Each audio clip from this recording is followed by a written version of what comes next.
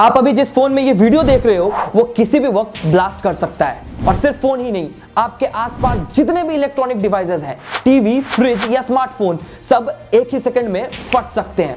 सुनकर डर लगाना, लेकिन ये कोई हाइपोथेटिकल सिनेरियो नहीं है। ये एक ऐसी रियलिटी है जो इतिहास के पन्नों पर लिखी जा चुकी है। इजराइल की सीक्रेट इंटेलिजेंस एजेंसी यूनिट 8200 ने ऐसा ही एक ऑपरेशन में हिजबुल्लाह के कम्युनिकेशन नेटवर्क का नामो निशान मिटा दिया था।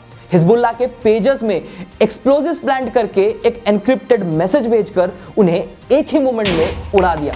मेरा नाम है शुभैन गोस्वामी और आज की इस वीडियो में हम बात करेंगे मॉडर्न हिस्ट्री के सबसे डेंजरस और सर्जिकल इंटेलिजेंस ऑपरेशन के बारे में, जो स्ट्रेटेजी फ्यूचर वॉरफेयर का ब्लूप्रिंट बन चुकी है। And yes, I am talking about the pager attack. 7 अक्टूबर 2023 को हमास ने इजराइल पर एक ऐसा अटैक किया जो दुनिया के लिए एक शॉक था।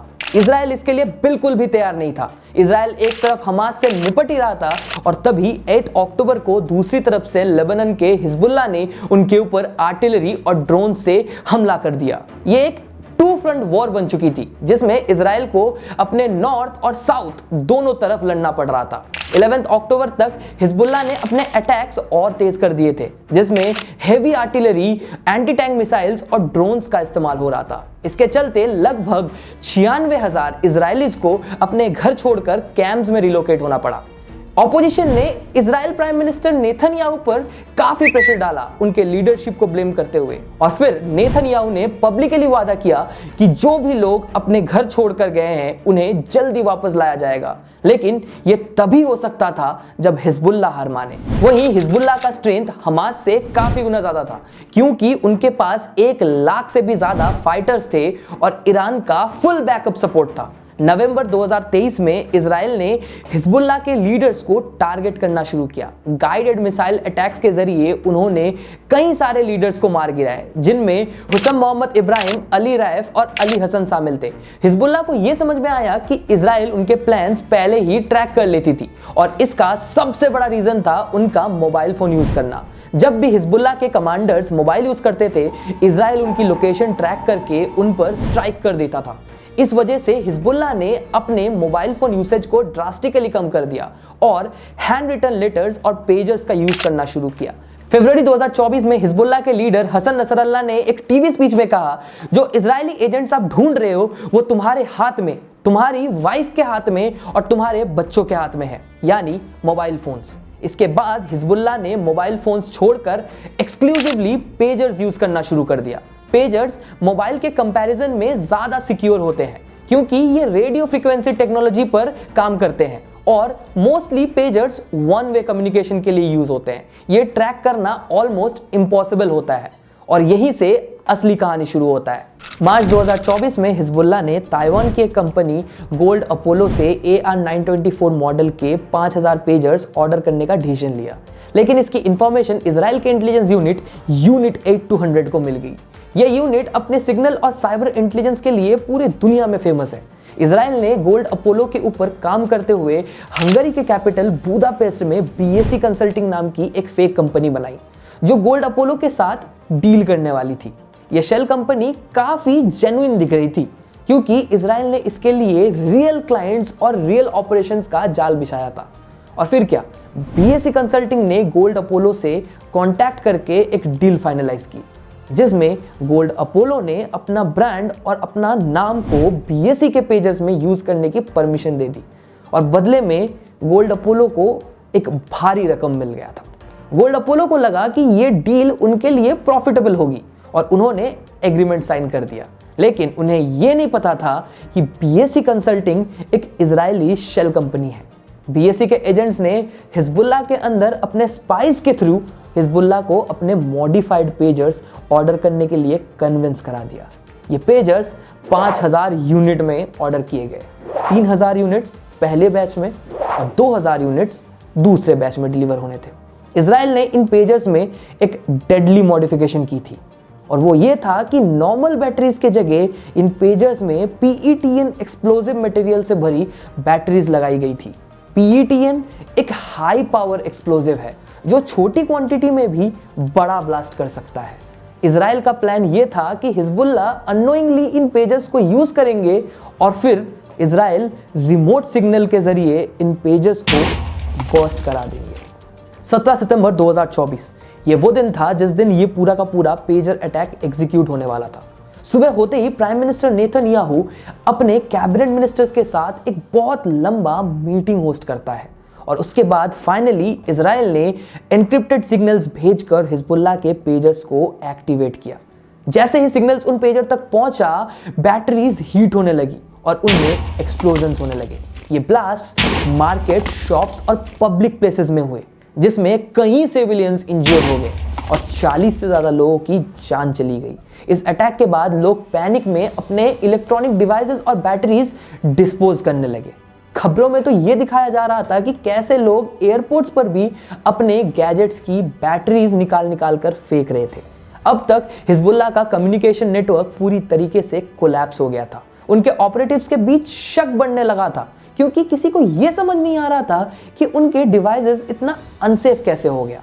हिजबुल्लाह के लीडर्स का मानना था कि उनके कम्युनिकेशन बहुत ज्यादा सिक्योर है, लेकिन इस एक स्ट्राइक ने उनकी पूरी स्ट्रैटेजी को जीरो पे ला दिया था।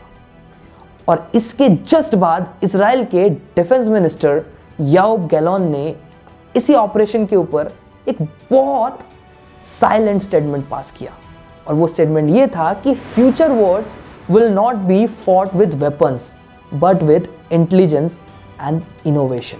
ये सर्जिकल स्ट्राइक अपनी पूरी परफेक्शन के साथ कंप्लीट हो चुकी थी। सिर्फ कुछ ही दिनों में इजराइल ने हिजबुल्लाह के पूरे कम्युनिकेशन नेटवर्क को ध्वस्त कर दिया था। इस अटैक ने हिजबुल्लाह की लीडरशिप और उनकी रैंक और प्रोफाइल में इतना डर भर दिया था कि उनकी ऑर्गेनाइजेशन पूरी तरीके से बिखर गई थी। यह सिर्फ एक अटैक नहीं था, यह एक साइकोलॉजिकल वॉरफेयर का मास्टरपीस था, जिसमें हिजबुल्लाह को उनकी टेक्नोलॉजी पर ही शक करने पर मजबूर कर दिया गया। इसके बाद इजराइल की सीक्रेट इंटेलिजेंस एजेंसी मोसाद ने आखिरकार हिजबुल्लाह के लीडर हसन नसरल्लाह को भी खत्म कर दिया। नसरल्लाह की मौत के साथ ही इजराइल ने हिजबुल्लाह की टॉप लीडरशिप को भी पूरी तरीके से खत्म कर दिया था। लीडर्स के बिना और पूरी तरीके से डिसऑर्गेनाइज्ड हिजबुल्लाह बिखर गई थी। यह उनका सबसे कमजोर वक्त था और इजराइल ने इसी मौके का पूरा फायदा उठाया। 30 सितंबर को इजराइल ने लेबनान में ग्राउंड इन्वेजन लॉन्च की। यह लड़ाई बहुत ही ब्रूटल थी, लेकिन नवंबर 26 को एक सीज फायर डील के साथ ही यह खत्म हुई। इस मिशन के बाद नेतन्याहू का जो वादा था अपने लोगों को घर पहुंचाने का और नॉर्दर्न बॉर्डर को सिक्योर करने का, वो फाइनली पूरा हो गया था। और दूसरी तरफ हिजबुल्लाह के प्लान्स पूरी तरीके से फेल हो गए थे। उनका मकसद था इजराइल को गाजा में सीज फायर डील पर मजबूर करना, लेकिन इजराइल के सर्जिकल स्ट्राइक्स और अटैक्स ने हिजबुल्लाह को इतना कमजोर कर दिया था कि वो अपना वॉर ऑब्जेक्टिव को भी अचीव नहीं कर पाए। पर एक ऐसी बात है जो अक्सर लोग ओवरलुक करते हैं। हमने बार बार ये कहा कि ये अटैक इजराइल ने कैरी आउट किया था, लेकिन क्या इजराइल ने ऑफिशियली कभी इसकी जिम्मेदारी ली? जवाब है नहीं।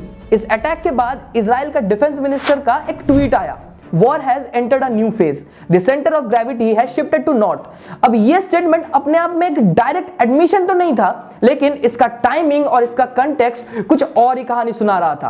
कंसिडरिंग कि इजराइल और हिजबुल्लाह पुराना दुश्मन है और मोसाद का ट्रैक रिकॉर्ड उनके सीक्रेट ऑपरेशंस के लिए दुनिया भर में जाना जाता था, तो यह मान लेना बिल्कुल गलत नहीं होगा कि यह सर्जिकल स्ट्राइक इजराइल ने की थी। और दूसरी तरफ ऑफिशियल रिस्पॉन्सिबिलिटी लेने से इनकार करना भी एक स्ट्रेटेजिक मूव था, जो इंटरनेशनल स्क्रूटनी से बचने का एक बेस्ट तरीका था।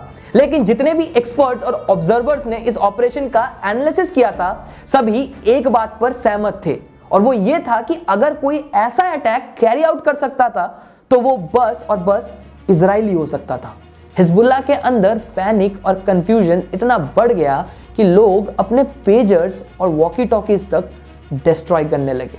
हिजबुल्लाह के ऊपर यह सर्जिकल स्ट्राइक एक नई वॉरफेयर स्ट्रेटजी का बहुत बड़ा एग्जाम्पल था, जिसमें टेक्नोलॉजी और ह्यूमन इंटेलिजेंस का एक परफेक्ट कॉम्बिनेशन था।